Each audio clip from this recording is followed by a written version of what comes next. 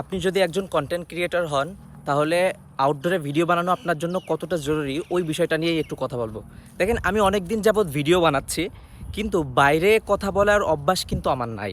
So ওইটা না থাকার কারণে কি হয়েছে যে আমি ইনডোরে অনেক কন্টেন্ট পাই, বাট বাইরে যখন ভিডিও করতে যাই তখন অনেক কন্টেন্ট থাকে, বাট ওইটা আমি করতে পারি না।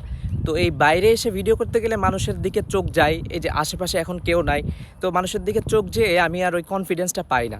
তো ওই কনফিডেন্সটা বুস্ট করার জন্যই আমি এখন হচ্ছে বাইরে ভিডিও করা স্টার্ট করতেছি। এখন দুপুরবেলা, এখন অনেক দুপুর, একদম পুরো ভর দুপুরবেলা। তো এই দুপুরবেলাতে আমি ফাঁকা জায়গাটাতে, এখানে একদম আশেপাশে কেউ নাই।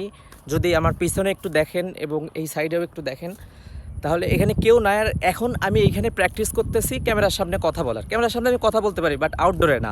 সো আউটডোরে কথা বলার এই অভ্যাসটা করতেছি। এই যে আমার চোখ এদিক ওদিকেও যাচ্ছে, তো এইটা আমি জানি যে মানুষের দিকে আমার অত কেয়ার করা যাবে না, আমার কাজ আমি করব।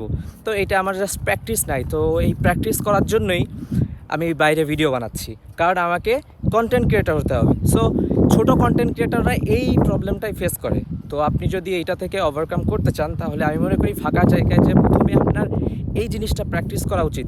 আগে মানুষ না দেখুক, আগে আপনি কথা বলেন, তারপরে যে যখন দেখবেন যে আপনার কনফিডেন্স অনেকটা বুস্ট হয়েছে, তখন আপনি কন্টিনিউয়াস এইভাবে ভিডিও করতে থাকবেন। আউটডোরে ভিডিও করলে আপনার যে কনফিডেন্স, এটা অনেক বুস্ট হয় এবং ভিডিওতে ভালো ভিউজ আসে। That's right.